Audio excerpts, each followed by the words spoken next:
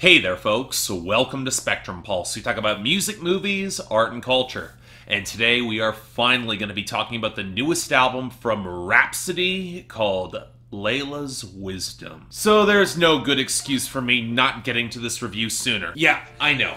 Believe me, I should have covered this months ago. But I'm certainly happy that I'm going to be covering this before the end of 2017. That's got a shot for my year-end list, especially given the mountains of critical acclaim it has received. And if anything, I feel it was a long time coming, because if there was a woman in modern rap music who has been on the cusp of really breaking through in recent years and schooling the majority of her counterparts regardless of gender, bar for bar, it'd probably be Rapsody. Yeah, Dessa will always have a special place in my heart, and I'll continue to speak up for MCs like Dreezy and No Name for their respective lanes, but through her mixtapes and a pretty damn solid debut album in 2012, The Idea Beautiful, Rapsody made it clear that she deserved and demanded more attention for herself, which she got through big collaborations with Kendrick Lamar and Anderson .Paak, which likely helped her snag a record deal with Roc Nation and propelled this album into the major league spotlight. And she was going big for this. Her full-length records have always been pretty hefty affairs, but getting Kendrick Lamar, Anderson .Paak, Busta Rhymes, Black Thought, Terrace Martin, and primarily produced with Ninth Wonder and the rest of the Soul Council,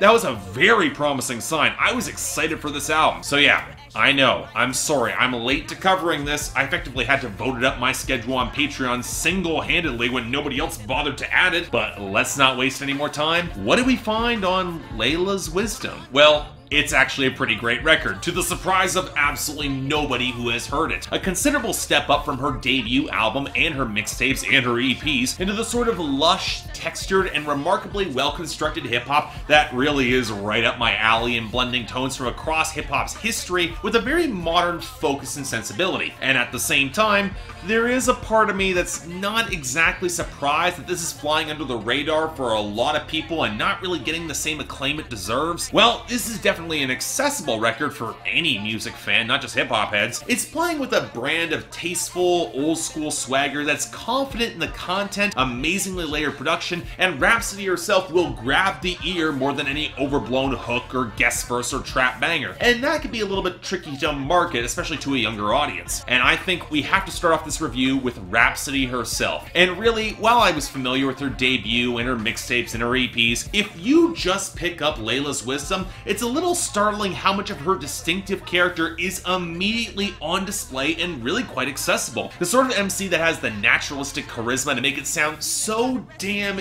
easy and make you wonder why on earth she's not an integral part of the conversation all the time. She makes a lot of sense that she works so well with Anderson .Paak so effectively, not just because they've got great artistic chemistry, but also because they're very similar strengths as performers. The sort of commanding confidence to step into any situation and control it well, and yet still deliver an emotive and expressive performance that never teeters into melodrama, and they got the confidence to do that well. Rapsody has cited Lauryn Hill and Jay-Z as inspirations, and I can definitely see it in a really good way. And while I do have an issue with how, like Jay-Z, Rapsody embraces some hard rhyming that can feel a bit forced, her command of flows and presence in the mix are proof that she deserves to be in any best of MC conversation regardless of gender. And gender is worth mentioning here, because while on the surface Rapsody might appear to downplay some elements of her femininity in embracing some hip-hop tropes, she often takes the subtler approach to bend those tropes, to highlight parallels and challenge expectations of a primarily male audience. So let's get into some of that content, shall we? Now, one of the criticisms I have seen of Rapsody in the past that while she is certainly a spitter that can go bar for bar, she doesn't quite have elevated the material into more conceptual territory, get a little bit more ambitious with her ideas and themes. And while I would argue there is a small grain of truth to that, this album certainly dispels any presumptions surrounding depth while not compromising the more straightforward and accessible structure of her bars. Yeah, you're gonna get the opening title track where it's just one extended verse of pure fire, some great lines there, but it's followed by Power with Kendrick Lamar, which on the surface is pure braggadocious content, but also spends most of its time highlighting the humility at the roots of both of the acts, either in the face of hip-hop culture at large or God as some higher power. Or take a song like Nobody, a song highlighting how much people don't know about both the nuances of hip-hop culture and black culture, or the personal stories that inform both Rapsody and Black Thought on that song. And I actually really like how the song then flips in the back half to a conversation about social media with one of her girls that might seem kind of benign, of which she's not really a fan of social media because while there are questions for which nobody has the answer, there's a whole lot of situations where nobody really should have the answer because it's private stuff, and yet she has to engage to be popular in the world. And as I said,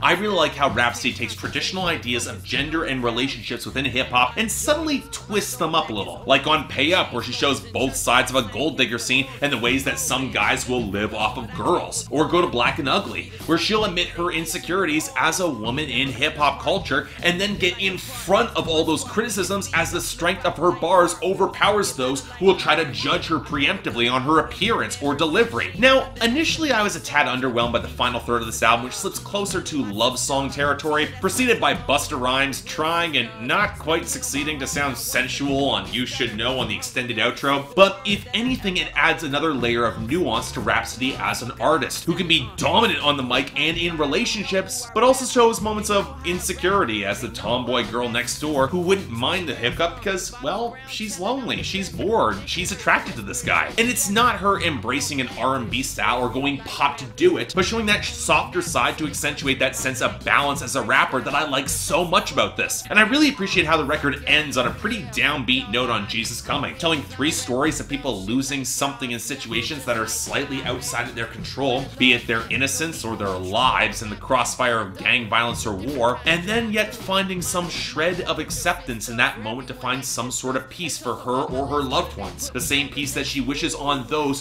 who would have then taken her or have killed her in some of these cases. And it helps that all of this, a lot of this production is pretty damn great too to emphasize that point. Ninth Wonder and the rest of the Soul Council have always had a solid foundation in soul, jazz, and gospel, with a heavy focus on samples, live bass guitar, and a melodic groove without the need to dive into grittier boom bap or trap beats that can feel overstated. But none of that means this record cannot go hard or doesn't have great hooks. The grinding whir and firm bass melody behind Power plays up the watery melodic textures remarkably well, which softens well against the prominent keys and the chimes of Ridin', or the organic cushion of vocal samples and wiry bass and guitar anchoring Nobody that I really liked. And I like the breadth of guitar tones and samples chosen here too, from the sparse plucks paying off the organs on Black and Ugly to the nervous, borderline Spanish guitar progressions on You Should Know, spiking off a sharper bass and piano. The only time I didn't really dig the guitars as much was on Ooh Wee with Anderson .Paak, and that was the song from her Crown project last year tacked onto this album that really I didn't need to be there, especially as this record, yes, can run a tad long. Yeah, I definitely appreciate a lot of the beat switches that makes these tracks longer, especially on Chrome and Nobody. They really stick the landing on Chrome. But at the same time, it also serves to double some of the length of these songs that could have been tightened up a little bit, especially when that might serve the overall tone of the track a little bit better, especially when the album dips its toes into West Coast synthesizers and G-Funk, like on tracks of the upbeat bounce of Pay Up, or what I could swear is a pedal seal sample cutting off the bass on Sassy, or You Used to Love Me with the borderline Daft Punk-esque vocals from Terrace Martin. It's more of an issue on songs like a Rollercoaster jam called Love, even if I did dig the Tony Tony Tony sample, or even on Jesus Coming.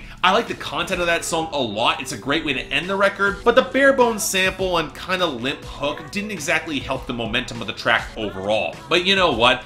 As if I need to tell anybody this is a great hip-hop album. And from the Grammys actually getting it once with the nomination here and the critical acclaim, you can tell a lot of people will likely consider this Rapsody's mainstream breakthrough. And while I will say there have been moments of brilliance going back to her past decade she should have broken through before now, this is easily her most balanced and nuanced project to date. I'm gonna join the critics on this, and it definitely shows Rapsody as a force to be reckoned with in the industry, and a lot more people need to call that out. For me, solid 8 out of 10, highly recommended. If you're looking for a really great introduction into Rapsody as a rapper and artist, I can see a lot of people appreciating this album for that alone. It's a good stepping on point. This is not a record you want to sleep on, folks.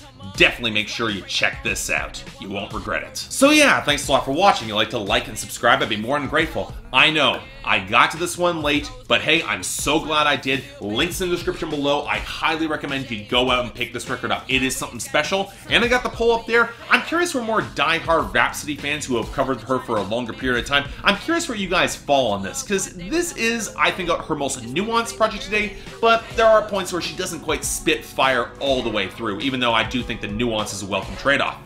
Beyond that, anything else I might be able to do to improve my presentation, I'm all ears. And if you guys want to get involved in my scheduling process so I'm not covering this record months late, The link to my Patreon is right over there, where 3 times a week you guys get to vote on my schedule, and once a week for the higher tier contributors, you guys get to add albums, movies, or even a top 10 list to that schedule. Coming up to the end of the year, before everything resets, not much more time to add things, so until then, I'm Mark, you're watching Spectrum Pulse, and I'll see you next time.